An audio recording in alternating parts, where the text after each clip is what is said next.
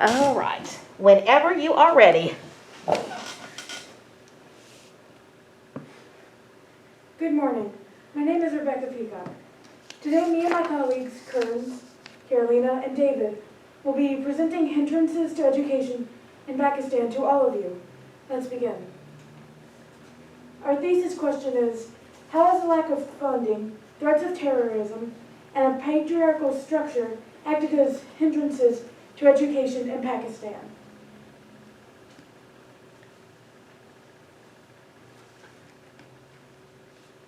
Our problem. The Pakistani government does not allocate enough money to its educational sector. Effects of an underfunded educational system are lack of adequate resources, underpaid teachers, outdated educational facilities, and high student-to-teacher ratio. As you see in these pictures, children do not have anywhere to sit on the right. They're sitting outside, they only have a pen and notebooks. And on the right, on the left, there's students are overcrowded in the classroom. There's 42 to 43 students in that classroom and only one teacher. Our solution we came up with was to increase the budget of the educational sector and decrease the budget of the military sector. Benefits of increasing the budget to education or adequate resources, up-to-date educational facilities, more schools, and higher teacher pay. Out of the 49,000 schools that are in the SIN sector, 12,444 are non-functional. 19,449 do not have toilets, and 21,009 do not have an actual facility. Those are one of the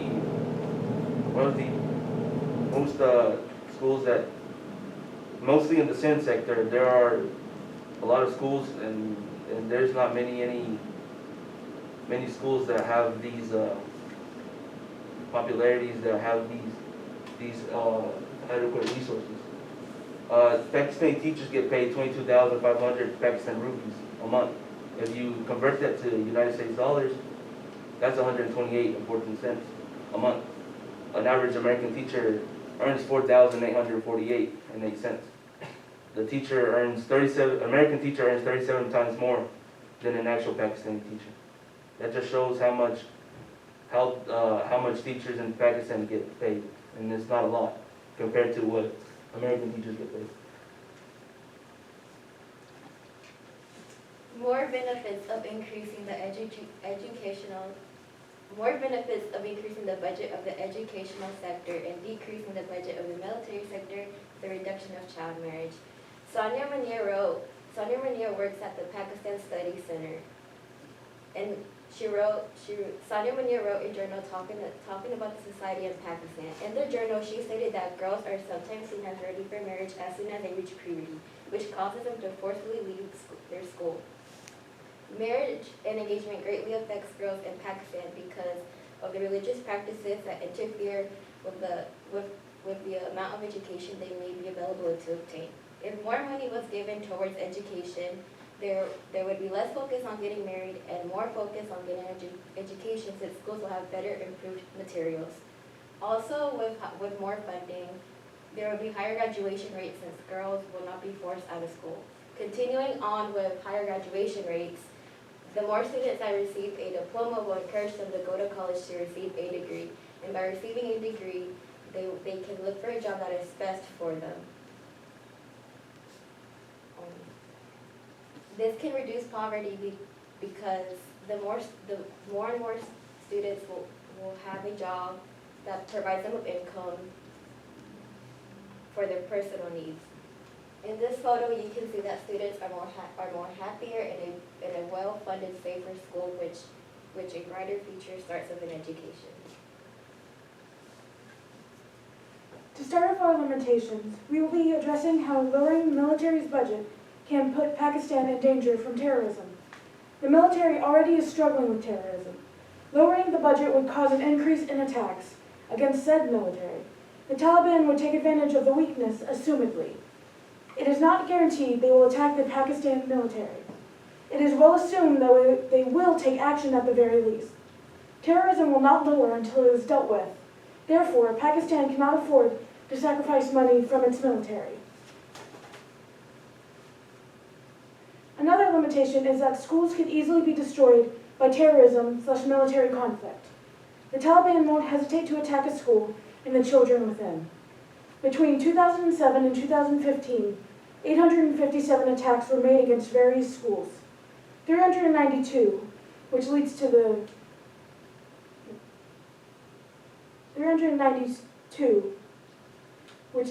thought process of what would stop the Taliban from doing the very same thing to the new schools that would be built.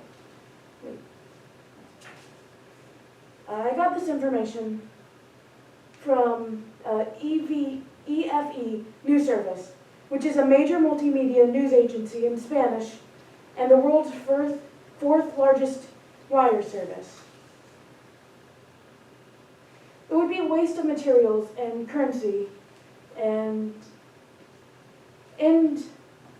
endanger the lives of both students and teachers.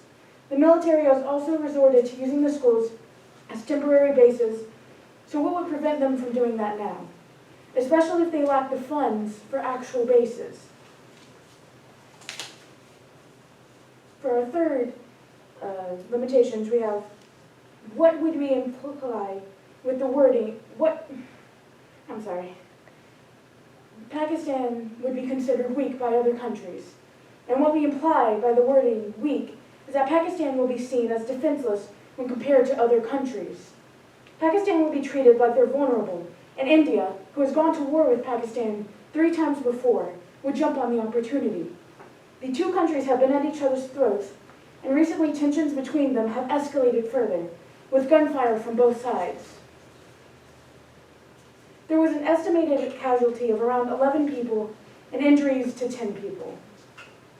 It is the military's budget. If the military's budget was to decrease, while this is ongoing, India would surely win the scuffles. Our next limitation that we found would be outspread religious protests. So more schools would lead to, of course, more students, and that means more female students will be enrolled in schools. So religious extremists such as the Taliban do not like women being educated. Malala Yousafzai, who is an education and women's rights activist, wrote a novel, an autobiography, about her experiences in Pakistan. In this novel, she said that when under the Taliban control, they were not allowed to go to school. The they she is referring to is women. Malala was also tracked down by the Taliban and eventually shot on a school bus. If the Taliban is to go to the means as to shoot a young, outspoken woman, what might they do? What might they, as well as other religious extremists, do if the government enhances women's education? The next limitation that we found is that there might be internal political conflict. So, within all political systems contain a vast array of differing opinions and ideas. So this holds true to Pakistan's government as well. How the government allocates their budget is probably one of the most controversial topics within politics. An introduction to Pakistan's military, which was published by the Harvard Belfer School, stated that Pakistan's military is the most influential actor in the country's internal politics. Decreasing the budget of the most influential actor in the country's internal politics could obviously cause great amounts of internal conflict within politics. Our next limitation that we found that there is not enough teachers for the new schools. So Pakistan will, of course, more schools would cause for an increase in demand for teachers. And Pakistan, as we speak, is already at a high demand for teachers. Teachers already have overwhelmingly amounts of student-to-teacher ratios, and that's shown in this chart here, which was data collected from UNESCO, who is a United Nations organization. It shows that in 2018, the pupil-to-teacher ratio in Pakistan was 44:1. If they already have this problem now, what might opening new schools due to them with how many teachers they're able to have. So in conclusion, to combat an underfunded educational system, Pakistan should allocate more money to their educational sector and less money to their military sector. Although this limitation offers some limitations, such as unsafe environments or causing outspread religious protests, the benefits of this solution greatly outweigh its limitations. This solution can solve many problems, such as increasing Pakistan's literacy rate, lowering the poverty rate, and providing their educational system with up-to-date resources and educational facilities. All right, good job. All right, so let's talk about some of your questions here. Kearns, how did the group decide to include Carolina's perspective into the overall presentation? Well, Carolina had a cultural and social perspective, and this was more implemented relating to the women part of our presentation. So, as noted, she stated that women in Pakistan sometimes get pulled out of school early when they hit puberty to be married. And so that was the main part that we got from her cultural and social perspective, would be the women aspect. All right, thank you. David, what is an example of a compelling argument from one of your peers' individual reports that you decided to exclude from your team presentation, and why? Oh, well, actually, it was from my own paper. Okay. It was about other governments, such as the United States or Russia, providing aid to Pakistan. That would actually interfere with our resolution, because we're actually trying to reform the country inside itself instead of trying to get help from different countries. Okay, very good. Rebecca, reflecting on your colleagues' work, which one had the greatest impact on your overall understanding of the problem that your group identified? I feel like Carolina's paper had the most to, trying to think of the word, sorry, added the most to our combined project.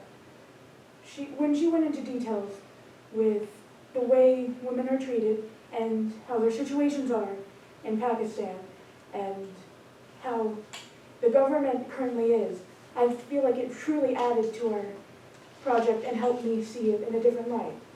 Okay, thank you.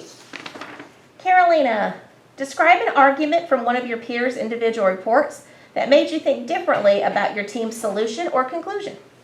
It was actually David's paper that made me think differently of my own findings, because in his paper he talked about how parents would not send students to their schools because of the threats, which I did not think about that out. I just thought about how the Taliban would just destroy the schools and not send threats to children, which that made the parents scared not to send them.